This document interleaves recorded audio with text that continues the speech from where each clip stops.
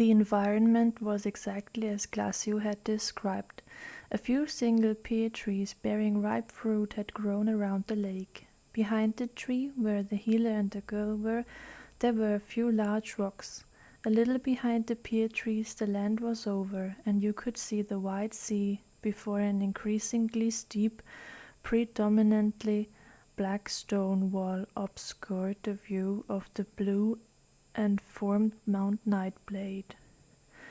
Otherwise, far and wide there was only grassland with individual trees and flowers to be seen. Colorful butterflies and brown rabbits scurried across the plain from time to time and made the wide country look inviting and friendly through their lives. Cheyenne saw a fox luminium demon roaming in the distance, but he didn't look in her direction and didn't spot her. "That's right. Glacio once said that the demons are only effectively fought in Luminastrel, because that is the sacred continent of the capital. But there don't really seem to be many here in Halonia, although they only kill them here if they attack you. Maybe this strange peace between humans and demons has a positive effect on the black and white monsters, and they're not as aggressive and less often represented here? Glacio said that he doesn't know much about demons, so maybe my theory is even correct. Well, anyway, so this is Mount Nightblade. There my fate will be decided. The mountain is huge. It looks like an extinct volcano. If I remember correctly, as a child I saw a picture of exactly this mountain in a book that we had at home. At least it looked the same, but the only thing I can remember besides the photo was that it was the largest mountain in the world, but also a dangerous place. And I think I know why. Luminium deficiency.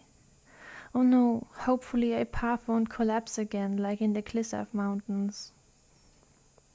Cheyenne, despite the many thoughts that went through her head, had not forgotten yet Glacio's statement, and now realized that she actually felt a lot better than before on the sand passage. Her forearm had definitely been broken, but now she could move it again, to some extent. Her body was also no longer as exhausted as before. Her lungs also seemed to have recovered somewhat, and apart from a few small, almost completely healed scratches, she had not suffered any additional damage. "Chosen advantage," he says. Well, maybe. But I actually felt a little better after this sea dragon saved me. You mustn't die. I will not allow it. Don't be afraid, my dear Cheyenne. Not yet. Not yet, yes. Was that perhaps just a dream? It felt like this, but I sank after all, and Adocaz didn't have to dive deep to find me. It must have been real, but the others would never believe that, so I should keep it to myself first. This encounter, and what the black dragon said, I'm not allowed to die. That's something that can be associated with the Chosen One. I don't want to believe it, but it probably is. Sasha and Adocaz were just making their way back to Glacio and Cheyenne. The girl was glad that the two were doing well, but a question burned on her tongue, and she turned to the healer.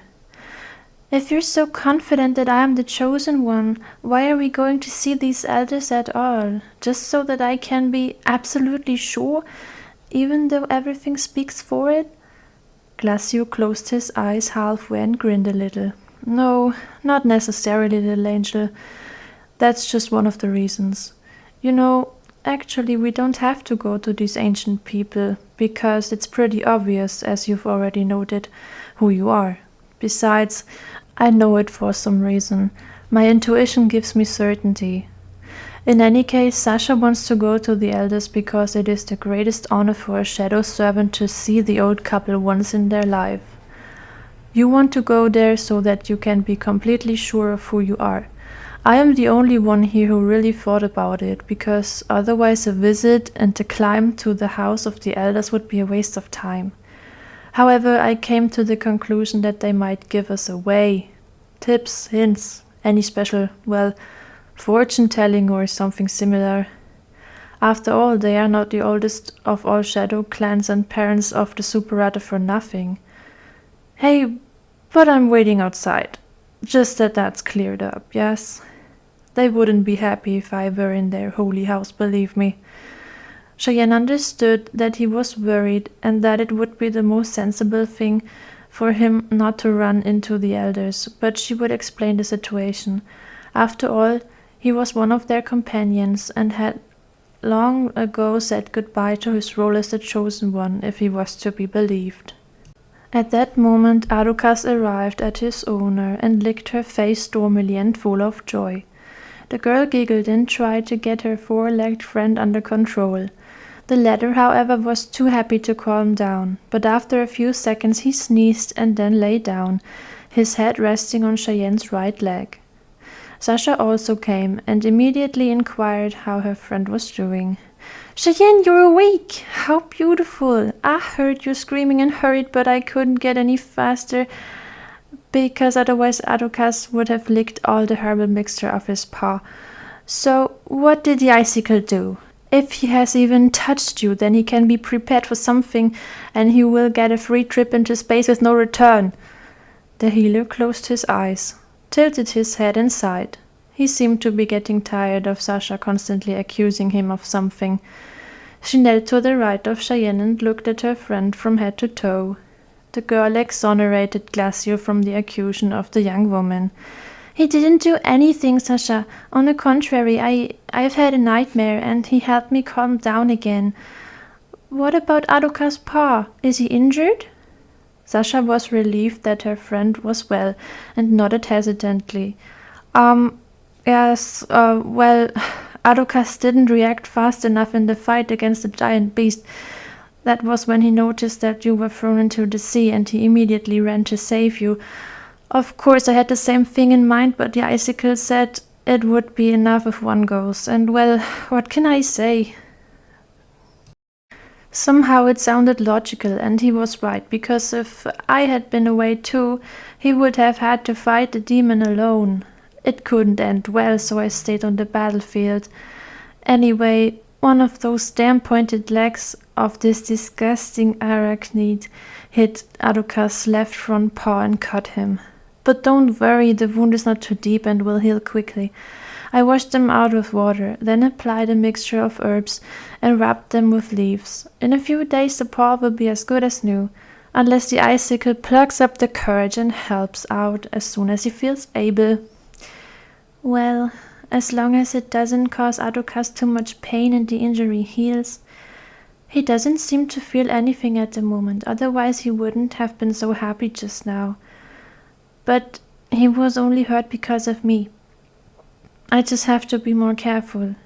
Cheyenne stroked the pretty head of the fairy wolf and then dug her right hand into his fluffy fur.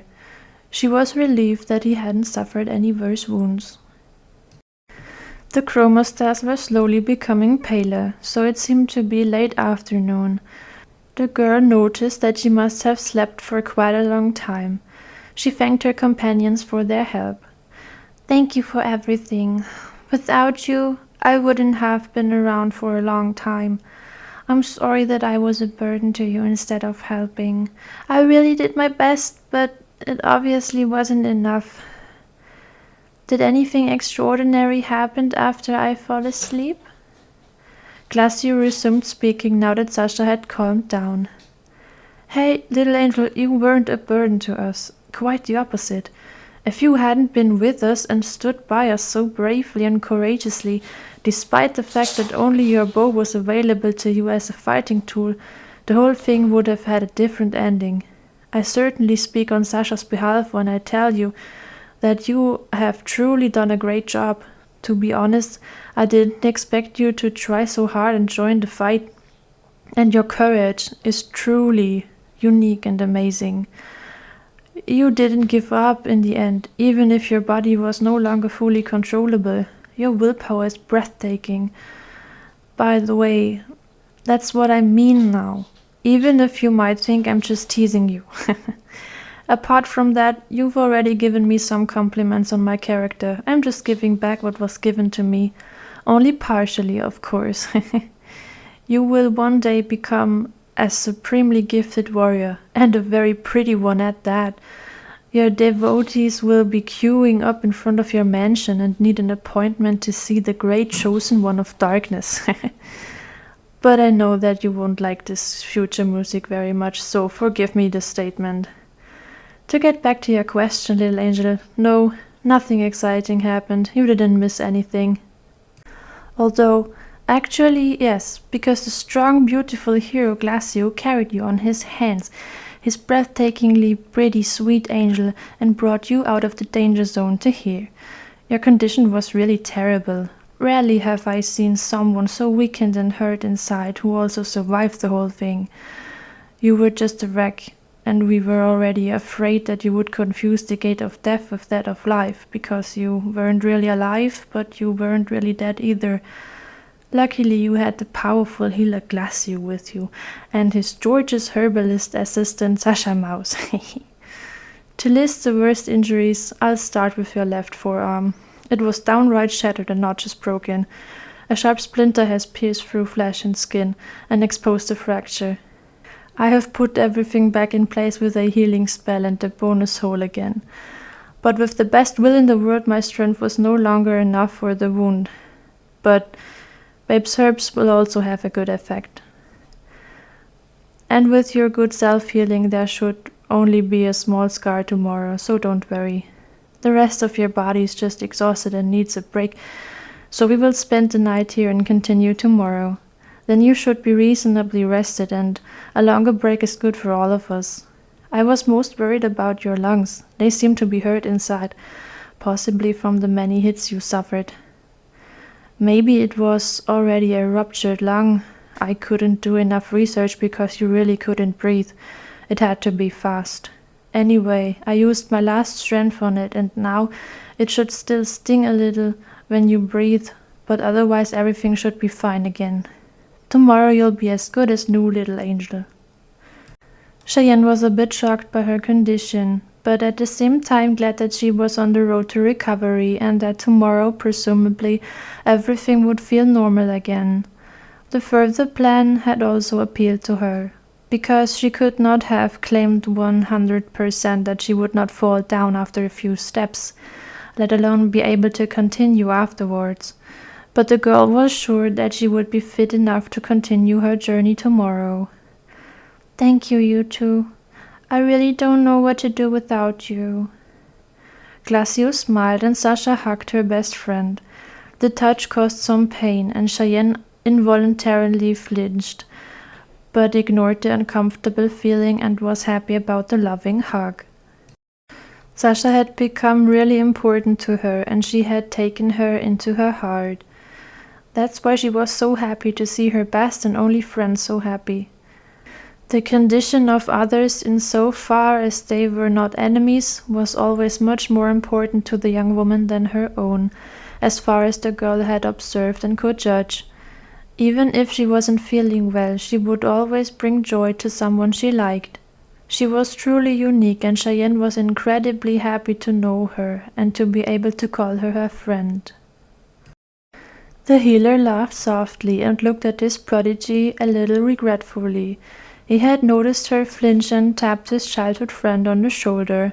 Sasha Mouse, she's not pain-free yet, so pull yourself together and spare the little angel unnecessary suffering. Tomorrow you can hug her as much as you want. Sasha slowly broke away again, and still seemed happy that the girl was feeling better, but she understood and apologized immediately. Oh, yeah, I'm sorry, Cheyenne, but I'm just so glad you're feeling better. I really thought you were going to die, so don't blame me, okay? Sasha had tilted her head, closed her eyes, and smiled. She infected her friend with her cheerful nature, and she had to laugh quietly. This caused her pain in the lungs, and she stopped it immediately. Cheyenne leaned back against a tree, and Adocaz snuggled closer to her. He did it so carefully that it didn't hurt his owner. Sasha stood up and let her gaze wander around. Well, I can imagine it will also be very cold here at night, so I'm going to look for some firewood now. Fortunately, these pear tree branches don't look so stable. I know you won't help me, Icicle. That would be a miracle. But at least make yourself useful if you're already staying here and take another look at Cheyenne's forearm, yes? Adocaz, you're sure you'll stay here too? I rely on you not to let your mistress out of sight here. Make sure the idiot doesn't do anything stupid, okay? Good. See you later, guys.